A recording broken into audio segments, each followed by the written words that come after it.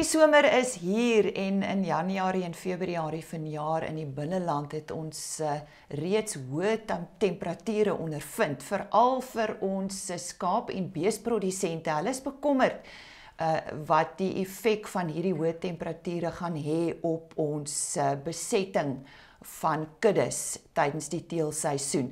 Nou Dr. Johan van Rooyen van die Steensburg Dierehospitaal het 'n studie hieroor gedoen en dis waaroor ons vandag met hom gesels.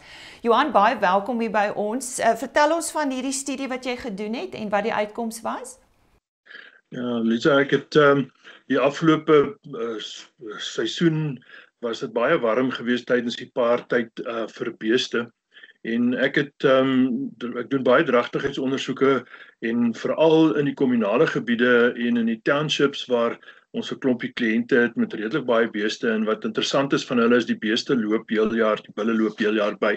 So ons kon op grond van hoe ver die koeie dragtig was, kon ons agterkom dat die bulle gewerk het en die koeie het gedek geraak hier in Januarie, of tot in Januarie, sê maar van November, Desember tot in Januarie en toe skielik is daar so 4 of 5 weke periode waar die bulle en die koeie glad nie gewerk het nie. En in Maart maand het ons weer die dekkings begin sien. So ons dragtigheidspatroon was dat daar omtrent geen koeie of bulle gewerk het in die warm deel nie. Ek het dit maar toegeskryf daaraan dat daar 'n hitte-effek op die vrugbaarheid is.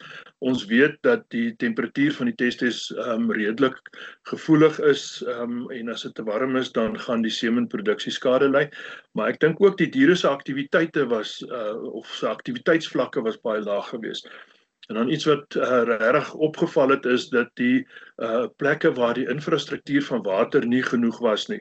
Met ander woorde die diere wat ver moes loop na water toe en waarskynlik nie genoeg gedrink gekry het elke dag nie, dat die effek van lae vrugbaarheid gedurende die hitte daar baie erger was. Nou behalwe vir die effek op produksie, het ons ook in jou veeplaas artikel gesien dat jy geskryf het daar was heelwat skade op die pote van die diere. Gesels met ons daaroor. Ja, dit was nie net hierdie jaar nie, ek het dit al in die verlede ook gesien. Ons het in droë tye dan voer die boere die ooe wat met klein lammetjies loop om nou die melkproduksie te probeer reghou. En dan baie keer voer hulle die voer op 'n klipplaat, met ander woorde 'n gladde plat gedeelte, sodat hulle nie voerbakke hoef te gebruik nie. En dan staan die lammers nou rondom die ooe en wag vir die ooe om klaar te eet. En 'n paar van my boere het al vir my lammers gebring wat krippel was en gedink daar's vrotpotjie of iets in die lammers. En as ons die saak ondersoek, dan sien ons nie, dis die potjies, die kloutjies van die klein lammetjies wat op daai warm klippe seer gekry het. En jy weet, ek het as 'n voortrekkertjie geleer dat jy kan 'n eier bak op 'n warm klip in die Karoo en dis waar. Daai klippe gaan verby 60 grade soms en dit gaan ook skade aan die voete van die klein lammetjies veroorsaak. So mens moet net versigtig daar wees dat lammers wat gedwing word om op die warm grond of op die warm klippe staan terwyl hulle maas vervoer word, dat hulle nie klouskade kry nie. En dan het ek ook gesien dat bulle veral die Bos Taurus tipe van bulle, ek gaan nou nie 'n ras noem nie, het klousere ontwikkel, bloedblaase onder die sole, en dan het ons dit teruggevoer na die kamp waar die bul gehou was wat kaal was en die grond was redelik klipperig en baie warm. En ek het ook eenmal 'n trop van omtrent so 70 verse gesien wat 'n boer in 'n bergkamp ingejaag het wat vreeslik klippe gehad het en die verse het krippel geraak, hulle voete was seer. Ons het hulle goed ondersoek en ons kon nie regtig iets anders kry nie en toe ons hulle uithaal uit die kamp en in die rivier sit waar dit koeler is, toe is die voete weer reg. So dit is so dat die Karoo regtig warm word en daar sekere diere wat nie aangepas is vir die verskriklike hitte nie en hulle voete kan seer kry in die somermaande. Johan, ons soek natuurlik riglyne by jou om jy af te sluit om die effek van hitte op diereproduksie te beperk. Watse raad het jy? Ja, wel, dis baie duidelik dat water ons nommer 1 faktor is. Jy weet, ons is 'n waterskaars area in die Karoo. Die Nama Karoo is bekend daarvoor dat sy plantegroei aangepas is by lae reënval en dat ons beskikbare water is gewoonlik ondergrondse water en die vloei van water is nie altyd genoeg nie.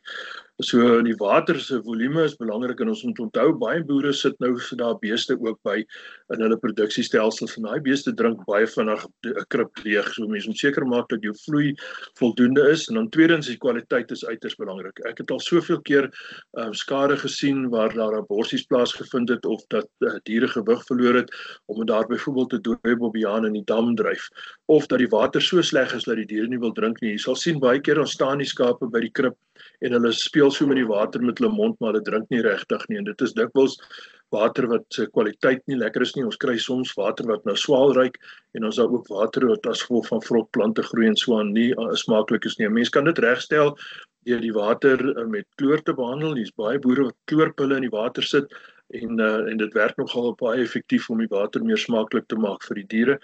En dan moet 'n mens ook net seker maak dat die drinkspasie genoeg is. Jy weet, jy sal gou sien as die diere dors is en hulle kry nie plek om te drink nie, dat hulle om die waterkrippe maal en so aan. So mense moet baie goed dophou by die drinkplekke dat die diere genoeg goeie kwaliteit water het en genoeg drinkspasie het.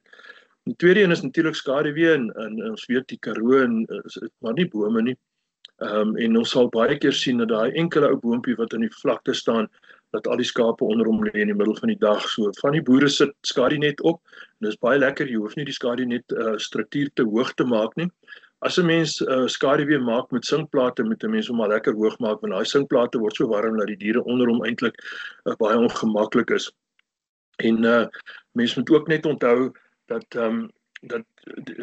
in die krale waar jy werk, dat 'n mens daar ook skaduwee moet gee en veral vir jou personeel wat in die krale moet werk met die skape en die skape wat daar moet staan, sorg maar vir 'n goeie boom of twee en altyd vir koue drinkwater ook vir die personeel by die hanteringsgeriewe. En dan die derde een is tydsberekening. Jy weet mense moet mooi kyk na die tydsberekening. Ek sien dikwels dat lammers wat se sterte afgesny is in die hitte van die somer dat hulle ontwater omdat hulle pyn het en hulle het baie hoë waterbehoeftes en hulle loop nie lekker saam met hulle ma nie. Ook kyk na die tydsberekening van skeer. Jy weet 'n skaap wat so 'n klein bietjie wol op hom het is eintlik beskerm teen die hitte van die dag, maar te veel wol en te min wol kan hom ook baie blootstel aan hitte. En dan natuurlik die werkery met die diere ook. Ons het 'n paar boere hier gehad wat die patroon van werk verander het en gesê het ons staan 4 uur op en sodra dit lig is dan begin ons werk met die skaap en 11 uur dan stop ons en dan vanmiddag 4 uur, 5 uur dan gaan ons weer. Mense moet nie deur die hitte van die dag met diere trek nie. Veral jou jong lammers en jou dragtige ooe kan skade kry as hulle moet lang afstande trek en daar's nie altyd genoeg drinkwater langs die pad nie. So dis water, skaduwee en jou tydsberekening. Ek dink is die 3 belangrikste goed wat jy kan doen om die effek van hittestres teen te werk. En dan net een laaste ding, as 'n temperatuurverandering 'n permanente probleem gaan word of 'n permanente tendens toon, dan gaan ons ook moet kyk na ons genetiese verandering en ons gaan moet kyk na diere selekteer wat beter aangepas is by die hitte en miskien selfs van rasse verander. Ons weet dat sekere rasse beter doen in die hitte as ander. Johan, baie dankie. Dit was dan vanaf die Steensburg Dierehospitaal Dr. Johan van Rooyen wat vandag vir ons raad gegee het oor hittestres en die effek daarvan op die produksie van ons vee.